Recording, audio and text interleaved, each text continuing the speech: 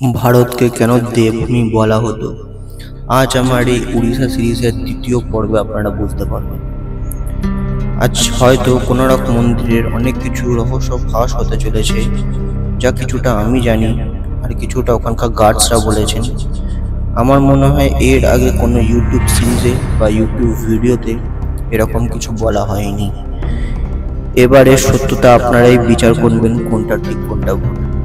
আর তাছাড়াও এমন এক মন্দিরের আজ আমরা সন্ধান নেব, যা হয়তো পুরী থেকে অনেকটা দূর, মানে ভুবনেশ্বরের দিকে, কিন্তু এই মন্দির নাকি জগন্নাথ মন্দির ধামেরও 200 বছর আগেকার তৈরি। আর এই মন্দিরের সঙ্গে সরাসরি আমাদের দেবী মা দুর্গার সম্পর্ক রয়েছে, মানে তার 64টা যোগিনীর রূপের এই মন্দিরে পূজিত করা হয়।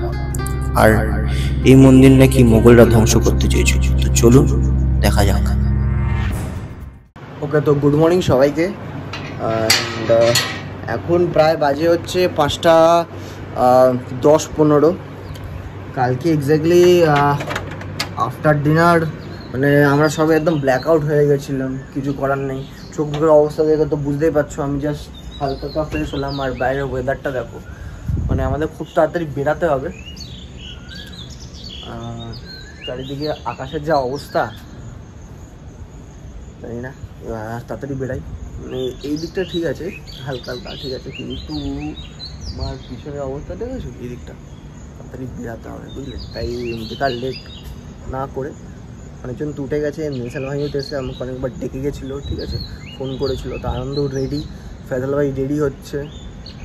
তো যাই ফটাফট রেডি হয়ে দেখা হচ্ছে মোটো ব্লগিং সেট আপে। ওকে চলো। আচ্ছা, তো চলে এসেছি পার্কিং লটে। সবাই এখানে গাড়ি করছে, কল স্টার্ট করছে। চলো, আমারটাও স্টার্ট হয়ে গেছে, কিছুক্ষণ রেখে দিই, ঠিক আছে? সবাই প্রায় রেডি, ঠিক আছে। অ্যাপাচি 310-এরও হয়ে গেছে। অ্যান্ড ফেজালদার হবে। এই তোমার একটু ওয়েদারটা দেখে যা ভয় লাগছে না, জানি না কী হবে। তো বেশি লেট না করে ফটাফট বেরাই, কেন যা ওয়েদার দেখছি বৃষ্টির মধ্যে না চালাতে হয়। তো ফটাফট গুগল লোকেশন মারি। তো আজকে ফার্স্ট এখান থেকে যাচ্ছি, তো আগে ফিউল পাম্প যাবো, দেন এখান থেকে তুদাগিরি, খণ্ডগিরি ওটা, আর দেখছি দেন আজকের ব্লগটা দেখো। নানান জায়গায় যাবো, অনেক ইন্টারেস্টিং জিনিস দেখাবো। চলো। ওকে, তো এখন বাজে হচ্ছে 5:54, 48, আর এখন বেরাচ্ছি। এসছি ফার্স্টে ফিউল পাম্প।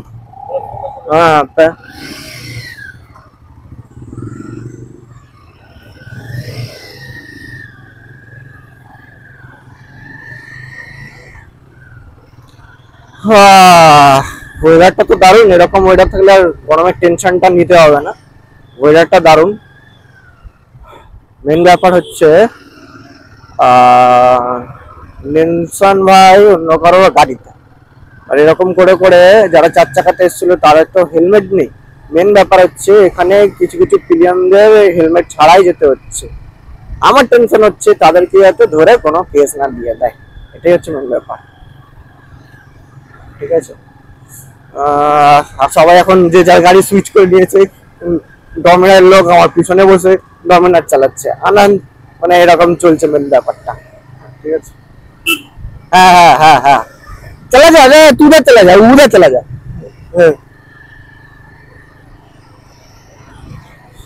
তো চেষ্টা করবো যে আজকে যত ভালো করে সব জায়গাগুলো দেখানোর জন্য, ঠিক আছে? আর এখানকার বেশ ওয়েদারটা মেন দারুণ লাগছে। এটা হচ্ছে এক্স্যাক্টলি আমাদের পুরীর যে মানে টিপিক্যাল যে তৈপাড়ের যে বিচটা রয়েছে, যেটা আমরা সবাই পুরী হিসাবে জানি।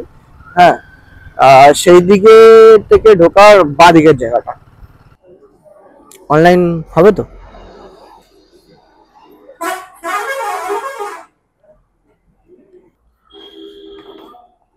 বিলটা দিয়ে দেবেন।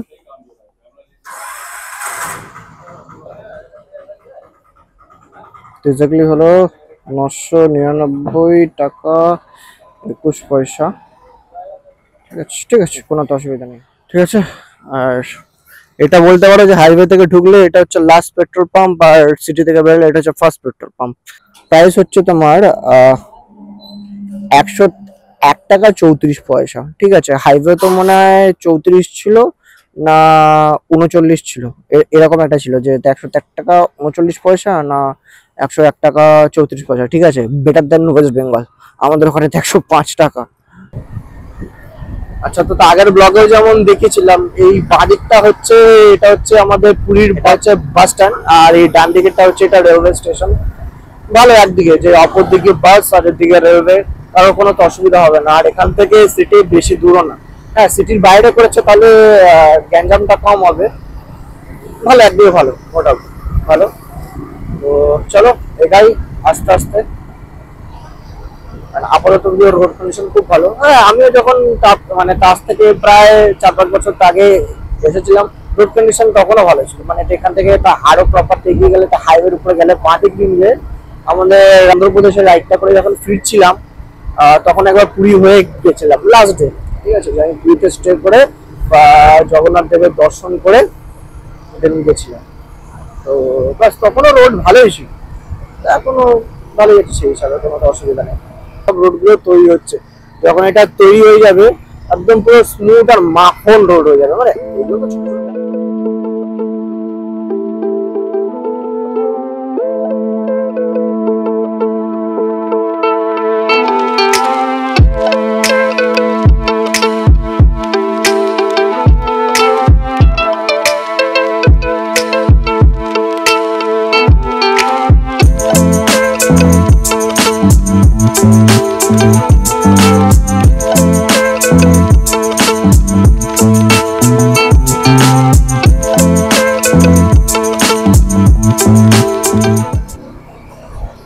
আচ্ছা, প্রায় চলেই তো এসছি।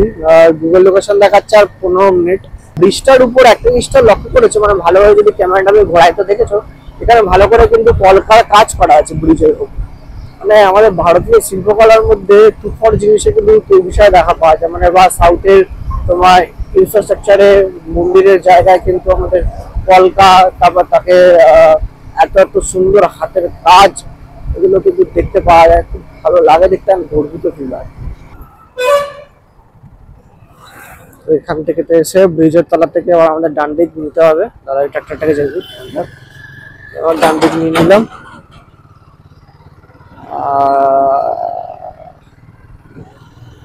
তো এখানে সিগন্যালের কোয়ান্টিটি কম না, তার জন্য প্রবলেমটা হয়। আশা করি এসে গেছি খন্ডগিরি টেম্পল, সামনেই এত বড়। তো বাস চলো ওখানে গিয়ে দেখাচ্ছি। ওকে,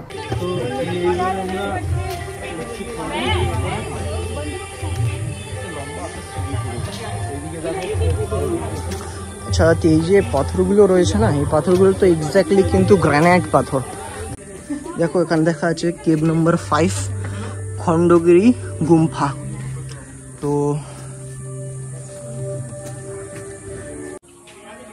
এই যে এগুলো গ্রিল করে যে রাখা আছে, এগুলো কিন্তু একটা করে গুহা ছিল, ঠিক আছে। দেখো ইন্টারেস্টিং জিনিস এখানে লেখা রয়েছে, সেই জিনিসটা যখন দেখালাম আমি তোমাদের, সেটা হচ্ছে এখানে লেখা রয়েছে খন্ডগিরি গুম্ফা।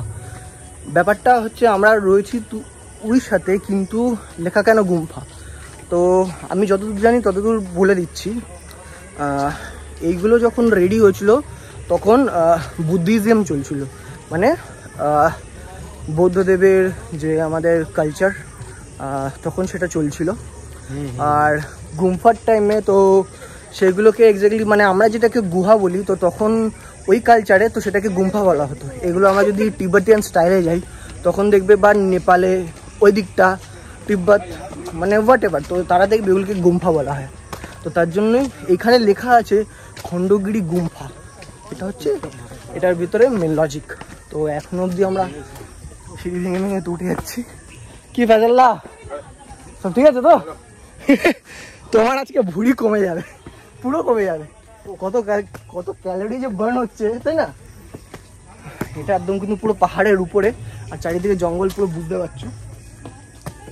আর এর উপরে উঠে গেলে পুরো এন্টায়ার সিটি দেখা যাবে, সেটাও ভিউ দেখাচ্ছি তোমাদের। চলো, বলছিলাম না যে এখানে এন্টায়ার পুরো সিটি দেখাবে, এটা হচ্ছে এন্টায়ার সিটি দেখাচ্ছে।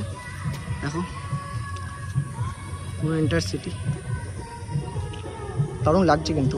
আর পুরো জঙ্গল জঙ্গল, পুরো গুহার মধ্যে, পাহাড়ের মধ্যে দারুণ লাগছে। আর এটা হচ্ছে খণ্ডগিরি, আর হচ্ছে আর ওইটা হচ্ছে উদয়গিরি। তো এখানে আগে দেখি, আর উপরে একটা মন্দির রয়েছে, ঠিক আছে, ওটার দর্শন করে তারপর তো উদয়গিরির দিকে। মন্দিরে যাওয়ার রাস্তাটা কিন্তু ঠিক এইরকম, মানে প্রপার সিঁড়ি নেই, ঠিক আছে, মানে ওখানে অল্পটুকুনি যেটুকুনি স্ট্রাকচার বানানো রয়েছে, তাছাড়া কিন্তু ঠিক এরকমভাবেই যেতে হবে জঙ্গলের ভিতর থেকে প্রপারলি।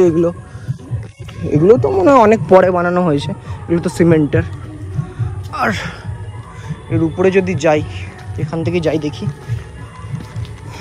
দেখাতে পারবো তখন।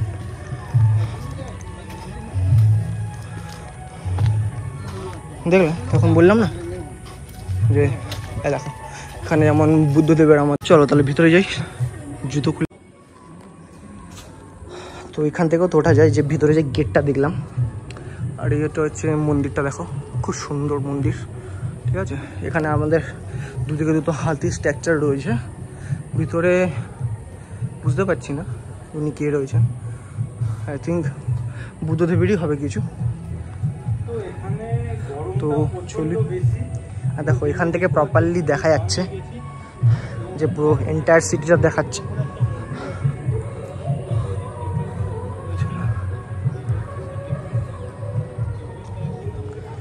যদি এই লিপিগুলোকে দেখাই, আমার যতদূর মনে হচ্ছে এটা জৈন ধর্মের লিপি হিসাবে ইউজ করা হতো, বা তিব্বতিয়ান স্টাইলে করা। যারা এটাকে জানো পারলে একটু কমেন্টে পড়ে জানিও, বা আমি ঠিক জানি না, ঠিক আছে, তারা বলো যে এক্স্যাক্টলি এখানে কি লেখা রয়েছে। ওকে, এটা হচ্ছে খণ্ডগিরি আর উদয়গিরি টেম্পল ডোনেশন আছে। আচ্ছা, আমার মনে হয় না এটা হচ্ছে আমাদের যে কটা তীর্থঙ্কর রয়েছে তাদেরই মনে হয় এখানে নাম, আমি ঠিক পড়তে পারছি না, ঠিক আছে। তাদের হয়তো নাম আছে, বা আমাদের বুদ্ধিজমে যে কটা জৈন আছে তাদের হয়তো নাম হবে, ঠিক বলতে পারছি না, ওরকমই হবে। তো আরও ভিতরে যাচ্ছি, দেন একটা সিনেমেটিক শট দেবো। ওকে,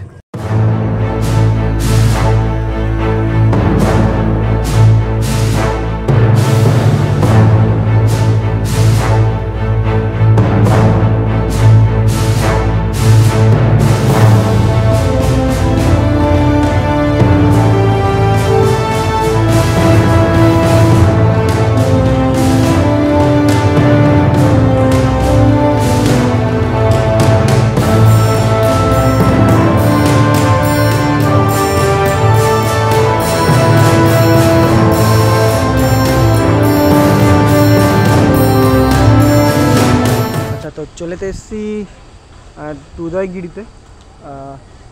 এখানে একটা পাদুকা আশ্রম খণ্ডগিরি মন্দিরও রয়েছে, আর এদিকেও গুফা রয়েছে। আমরা এখন উপরের দিকে যাচ্ছি ফার্স্টে, ঠিক আছে। আর প্রবলেমটা কী হচ্ছে না, মারাত্মক গরম আছে, মানে মারাত্মক গরম। এত গরম কেন ভাই, মানে পুরো শার্ট পরে এসেছি, শার্ট পুরো একদম পুরো ঘেমে ভিজে গেছে, এত গরম। চলো তাহলে আস্তে আস্তে যাই, ঠিক আছে। আর এখানকার টিকিটের একটা সিস্টেম আছে, ইনফরমেশানটা দিয়ে দিই। টিকিটের সিস্টেমটা হচ্ছে যদি অনলাইনে পেমেন্ট করো তাহলে হচ্ছে সেটা 20 টাকা, আর যদি তোমরা ক্যাশ করো তাহলে হচ্ছে 25 টাকা, ঠিক আছে। বাট জানি না কেন এই রিজনটা কি, বাট এটা হচ্ছে তোমার 20 টাকা অনলাইন আর 25 টাকা হচ্ছে ক্যাশ, এটাই। আর একটা টিকিটেই দুদিক হয়ে যাবে, মানে উদয়গিরি খণ্ডগিরি। এইদিকে গুহাগুলো, এইদিকে যাওয়া যাবে না, মেবি হয়তো যাওয়া যাবে না, জানি না। এইটা হচ্ছে পদালপুরি গুম্ফা।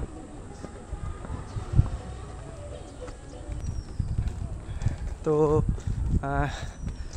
একটা সানগ্লাস পরে নিতে হলো, কিছু করার নেই, এত গরমের মধ্যে মাথা খারাপ হয়ে যাচ্ছে, চোখ ফোক পুরো একদম পুরো ধোঁয়াশা হয়ে যাচ্ছিলো, একদম। মানে মেন কথা কি, গুহাগুলো তো একদম সানবাথের একদম পুরো নিচে না। তো এই হচ্ছে সিঁড়ি, ঠিক আছে, এই সিঁড়ি থেকে উপরে যাওয়া যাবে। আর এইটা একটা গুম্ফাটা দেখো, কি সুন্দর স্ট্রাকচার করা, একদম প্রপার। এটা হচ্ছে বাঘা গুম্ফা।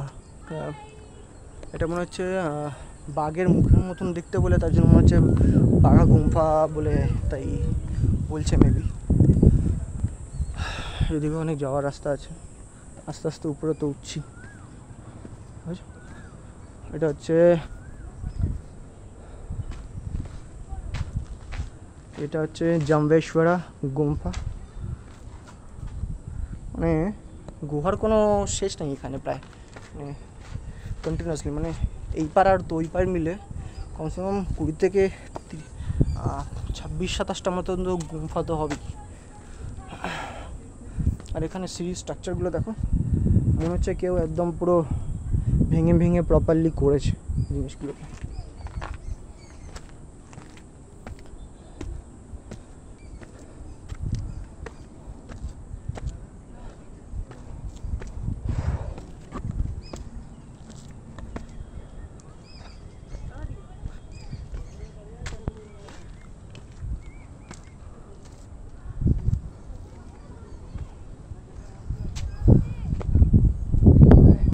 এটা হচ্ছে দুধাগিরির উপরের ভিউ।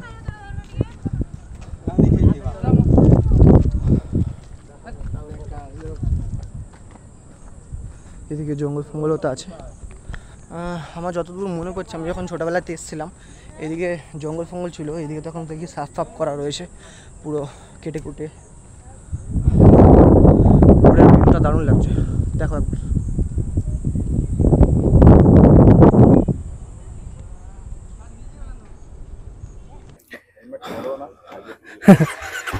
তো বেরাচ্ছি এবার এখান থেকে। এখন বাজে হচ্ছে 8:49, উদয়গিরি খণ্ডগিরি দেখে বেরাচ্ছি। আমার মনে হয় এখানে সবাইকে আসা উচিত।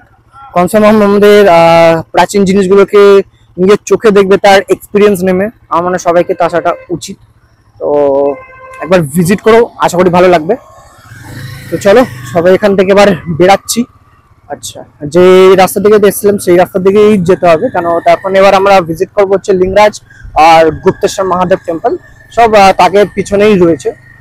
দেখো এখানে দেখা যাচ্ছে লিঙ্গরাজ স্টেশন, পোখারিপুট, আর হচ্ছে লিঙ্গরাজ টেম্পল।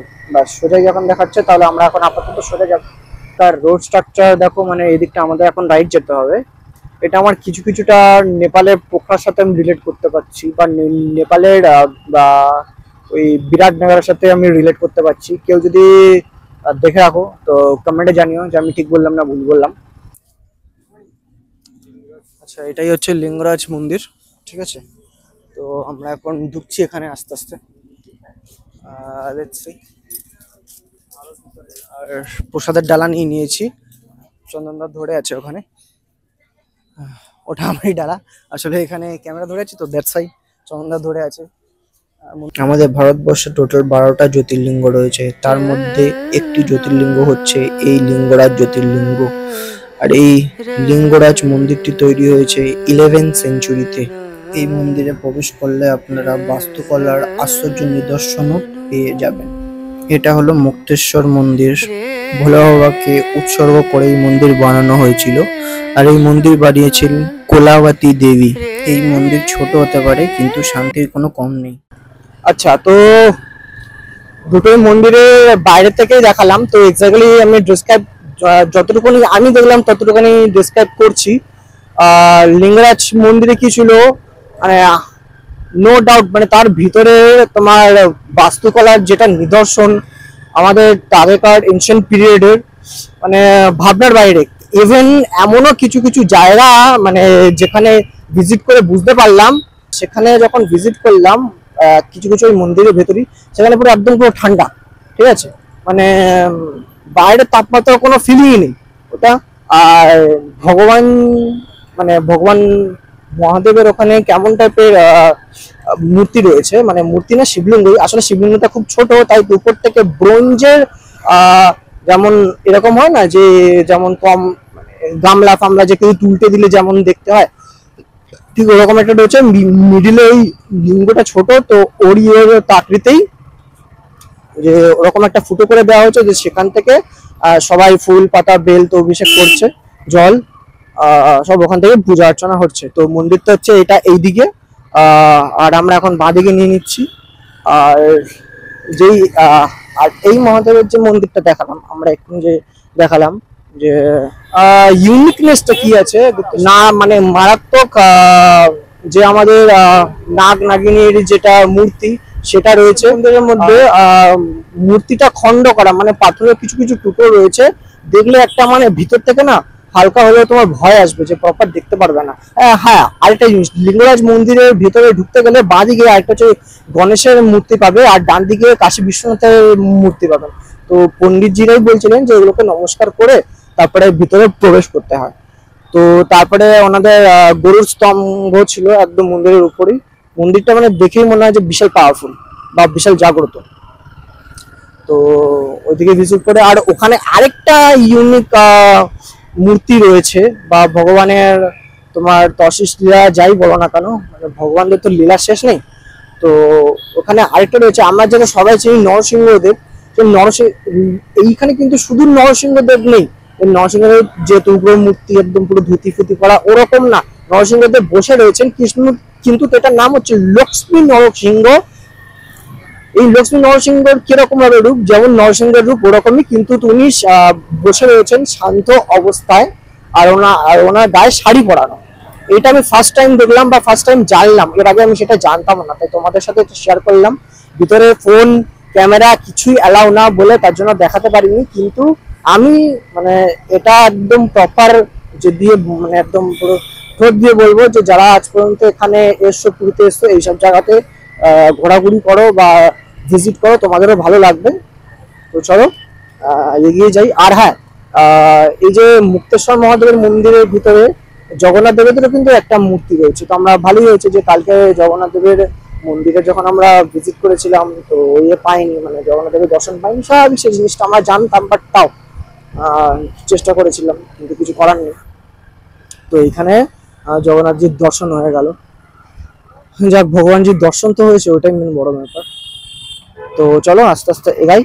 আর এখানে তো রোড এরকম দেখাচ্ছে, তো কি করবো, চলো এখান থেকে বাঁদিকটা আগে নিয়ে নিই। এখানে রোড বন্ধ, গুগল দেখাচ্ছিল স্ট্রেট, বাট এখানে রোডটা বন্ধ।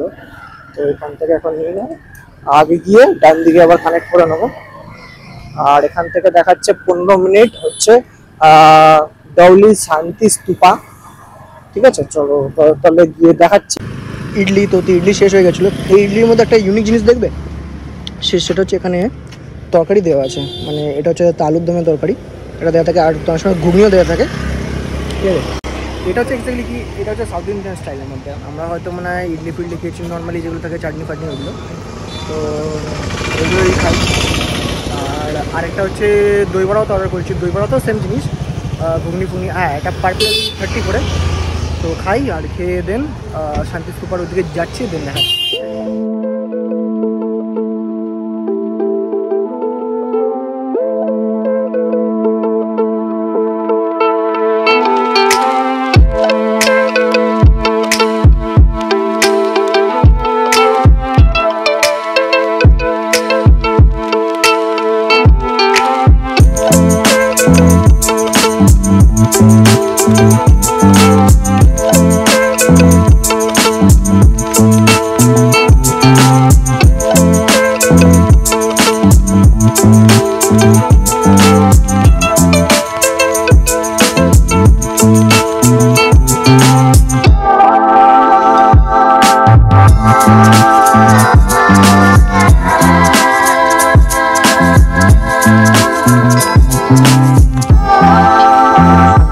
জন্য এখন আমাদের এই ক্লাইম্বিংটা চলে যেতে হবে, হালকা একটুখানি তো উঁচু রয়েছে ক্লাইম্বিংটা, আর নিচে পার্কিং করে দিয়েছি। আর এই রোদ্দুরের মধ্যে ক্লাইম্ব করাটা একটু চাপ হচ্ছে, তো তাও আস্তে আস্তে যাই, এসি যখন দেখেই যাবো, দেখছি। তো চলো আস্তে আস্তে এগাচ্ছি, আমরা সবাই ঘেমে ঘেমে মাথা খারাপ হয়ে গেছে।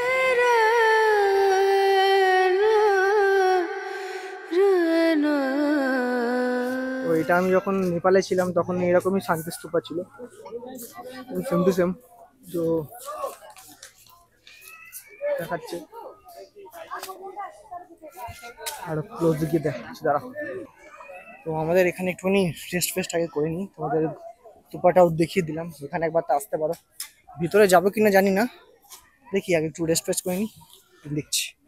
তো এখন বেরিয়ে গেলাম হচ্ছে শান্তি স্তূপার থেকে, আর এবার যাচ্ছি হচ্ছে 64টা যোগিনীর মন্দিরে, বা যাকে বলে হচ্ছে 64 যোগিনী টেম্পল। ওকে, তো ওর আমি হিস্ট্রিটা প্রপারলি জানি না, তো ওখানে গিয়ে দেখি যে এক্স্যাক্টলি কেমন কি আছে না আছে। তো দেন তোমাদের জানাচ্ছি। ওকে, কিন্তু আমাদের এই শান্তিস্তূপার এখানে একটা বিজনেসের ফালতু আইডিয়া আমি দেখলাম, সেটা হচ্ছে পার্কিং। চলো ঠিক আছে, পার্কিং এর লোক টাকা নেয়, ঠিক আছে, বাট হেলমেট রাখছে সেটার জন্য হবে নাকি মানে 10 টাকা করে। এগুলো কি মানে হেলমেটের জন্য 10 টাকা? এগুলো ঠিক না, মানে হেলমেটের জন্য 10 আর তোমার বাইকের জন্য 10, তো টোটাল 20 টাকা। 20 টাকা লজিক, এগুলো তো ঠিক না, না কি বলবো, বা এখন দিতে হবে, আর কিছু করার নেই। তো যাই হোক, এবার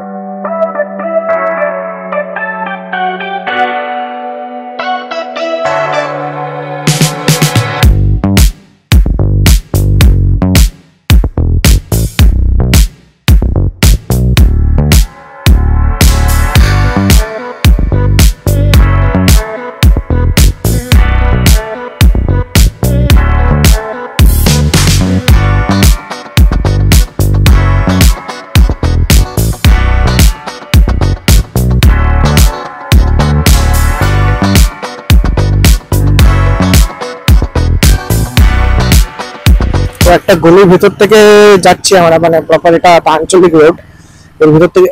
আরে দাঁড়াও দাঁড়াও দাঁড়াও, ওর ভিতর থেকে যাচ্ছি, জাস্ট চলে তো এসছি, আর হচ্ছে 1 মিনিটের রাস্তা দেখাচ্ছে। তো চলে তো এসছি 64 টেম্পলে, এই ভিতরের দিকেই। চলো ভিতরে গিয়ে দেখাচ্ছি, চলো। তো চলে এলাম 64 মন্দিরে। ভিডিওটা একবার পজ করে একবার পড়ে নিও এই জায়গাটা।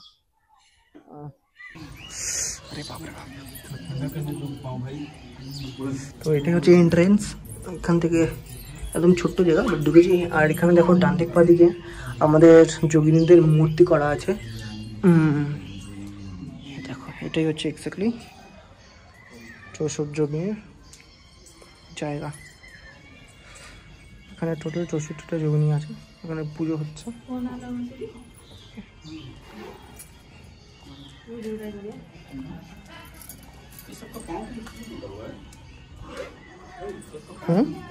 बोल रहे তো এক্স্যাক্টলি গেলাম, তো গিয়ে ওখানে দেখালাম, যতটুকুনি পারলাম ততটুকুনি দেখালাম।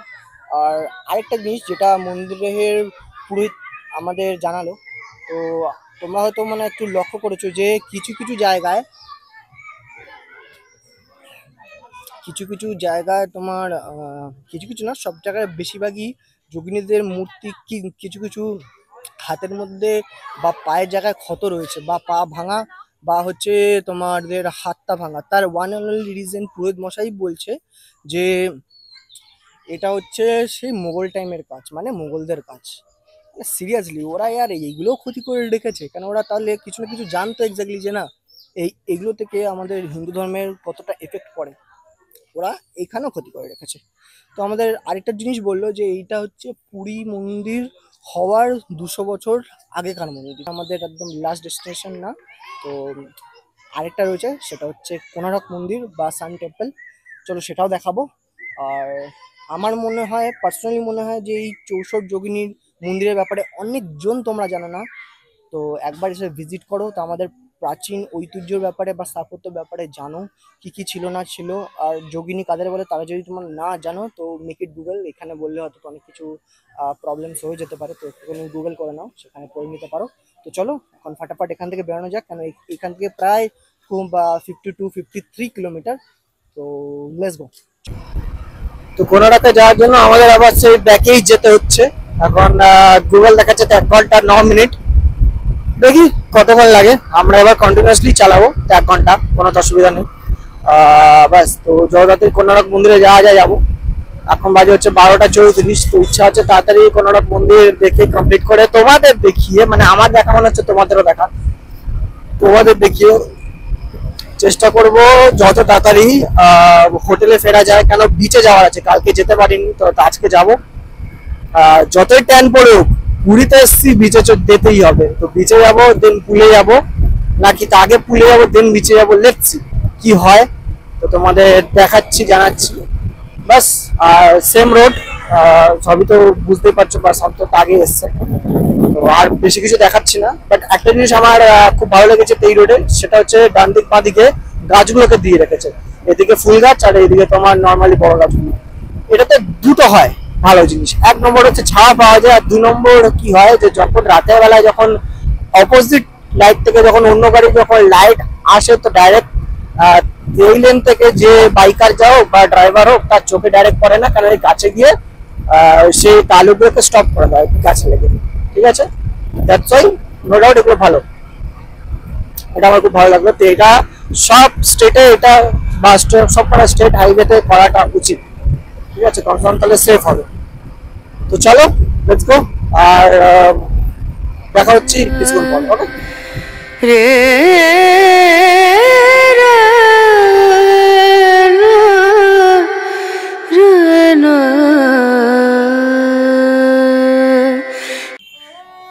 আজ আপনাদের সাথে পরিচয় করাবো সান টেম্পল বা কোনারকের সূর্য মন্দির।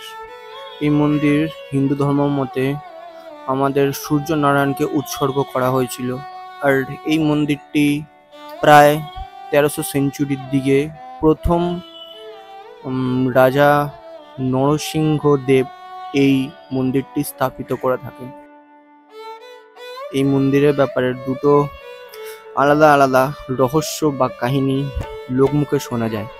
প্রথম কাহিনীটি হলো, এই মন্দির রাজা নরসিংহদেব যখন স্থাপিত করতে চেয়েছিলেন বা যখন তৈরি হচ্ছিল, তখন রাজমিস্ত্রি হিসাবে যে কর্মচারীরা কাজ করেছিলেন তাদের মধ্যে 12 বয়সী একটা ছেলেও কাজ করেছিল, যার সেইখানে অপঘাতে মৃত্যু হয়। জনমুখে শোনা যায় ওই বালকের আত্মার কারণেই নাকি এই মন্দিরটা আজ ভগ্নপ্রায়। তাই প্রত্যেকটা দিন এই মন্দিরকে নাকি নানানভাবে নানান কৌশলের মাধ্যমে তৈরি করা হচ্ছে, আবার ভেঙে যাচ্ছে। লোকমুখে শোনা যে এই মন্দিরের ভেতরে নাকি 90 ফিটের একটা কুয়ো রয়েছে, যা আজ সরকারের দ্বারা বন্ধ করা, কারণ কোনো এক গবেষক বা কোনো এক আগন্তুক মানুষ ওখানে এসে তার মৃত্যু হয়, তারপরেই এই মন্দিরটিকে ভিতর থেকে বন্ধ করে দেওয়া হয়। এই মন্দিরে গেলে আপনারা সামনেই দেখতে পারবেন দরজার সামনে লোহার বিম্ব দিয়ে একে ঠেকানো রাখা হয়েছে, আর সেই বিম্ব মন্দিরের উল্টো দিকে প্রবেশ পথের দিকে ডান দিকে 3টি তখনকার টাইমে লোহার বিম্বের আমরা এখনো নিদর্শন পাই, যেটা আমাদের পৌরাণিক ভারতের গৌরব বলতে পারেন বা তাদের অত্যাধুনিক কারুকার্য। এবার আসি দ্বিতীয় গল্পের উপর। লোকমুখে শোনা যায় সূর্যের প্রথম কিরণ আমাদের এই কোনারক মন্দিরের ভিতরে পঞ্চধাতু দিয়ে তৈরি এক সূর্যদেবের মূর্তি রাখা থাকতো, যেটা ঝুলন্ত অবস্থায় থাকতো। কিন্তু এই ঝুলন্ত অবস্থা কিন্তু কোনো অলৌকিক বিষয় নয়, তখনকার দিনেকার কারিগরিদের আশ্চর্য নিদর্শনটা কি, সেটা হচ্ছে আমাদের এই মন্দিরের একদম উপরে বিশাল বড় বলতে পারেন 2 থেকে 3 টন আয়তনের চুম্বক রাখা ছিল, যার কারণে এই পঞ্চধাতুর মূর্তিটি ঝুলন্ত অবস্থায় থাকতো আর সূর্যের প্রথম কিরণ আমাদের সূর্য নারায়ণের মুখে এসে পড়তো। সেই কারণে এই মন্দিরটা তার আলোর কারণে চারিদিকটা আলোকিত করে রাখতো। কিন্তু সব জিনিসের ভালো আছে, সব জিনিসের খারাপও রয়েছে। শুধু মূর্তিটার ঝুলন্ত অবস্থায় আশ্চর্য নিদর্শনের কারণে এটা যেমন একটা ভালো দিক, দ্বিতীয়টা হচ্ছে তখনকার টাইমে কিন্তু আমাদের এই পুরী মন্দিরের চারিপাশের অবস্থা প্রায় 10 কিলোমিটারের মধ্যে সমুদ্র ছিল, আর সেই সমুদ্র থেকেই ব্রিটিশদের পর্তুগালদের সব জাহাজ যাতায়াত করতো। এই চুম্বকই সেই জাহাজগুলোকে টেনে আনতো, সেই কারণে নানান কামানদের মাধ্যমে এই চুম্বককে ভেঙে ফেলা হয়। তাই ভাঙার পর এই মূর্তিকেও আর দেখা যায় না। আর এটা কিন্তু শুধু একটা মন্দির না, এটা একটা সম্পূর্ণ রথ। সামনেরটা হচ্ছে যেমন আমাদের রথের প্রথম অংশ, দ্বিতীয়টা হচ্ছে রথের অনেক বড় অংশ, যেটা অলরেডি ভগ্নপ্রায়। তো আমি আশা করব যে আপনারা এই মন্দিরটা নিশ্চয়ই দেখতে যাবেন। আর আমার এই দুটো কাহিনীর মধ্যে কোনটা বিশ্বাসযোগ্য হলো দয়া করে কমেন্টে জানাবেন, তো আমিও বুঝতে পারবো বা অন্য দর্শকরাও জানতে পারবে। আর আপনারা যদি এছাড়াও অন্য কোনো কাহিনী জানেন আমাদের কোনারক মন্দিরের বিষয়, প্লিজ কমেন্টে জানান, তাহলে আমিও জানতে পারবো আর আমাদের দর্শকদেরও জানাতে পারবো।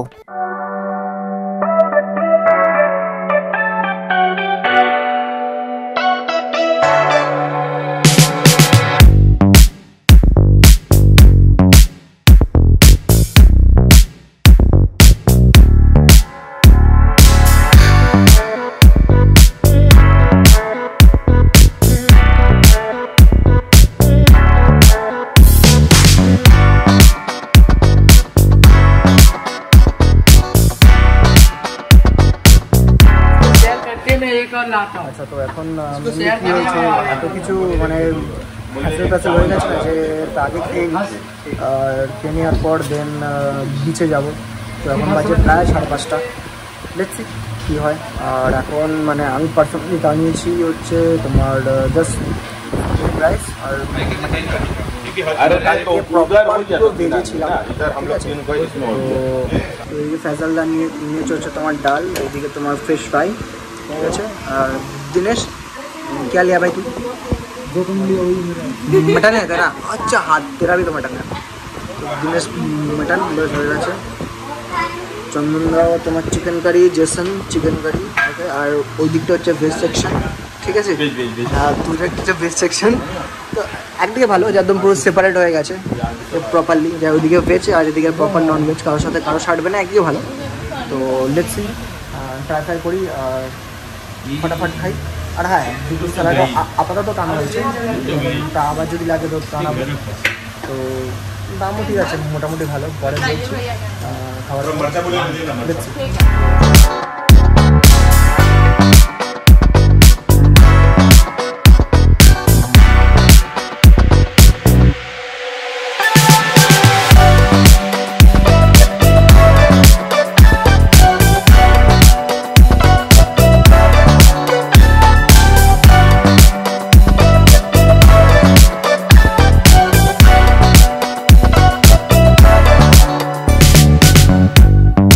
এখন সমুদ্র থেকে সবে এলাম, একটু অল্প সাবান নিয়ে নিয়েছি, এবার জাস্ট পুলে ঝাঁপ দেবো।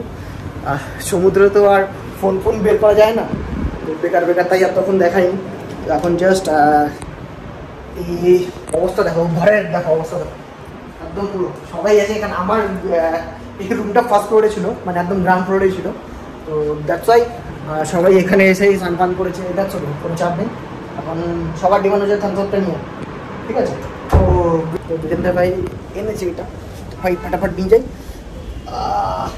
গেটটাকে বন্ধ করে দিই। আজকে আবার পুরীর এখানে চলে এসেছিলাম, ঠিক আছে। তো ফুল স্নান করার পর ওটা দেখাইনি। এখন সবাই গজা নিয়ে নিয়েছি নরসিংহ থেকে, ঠিক আছে না?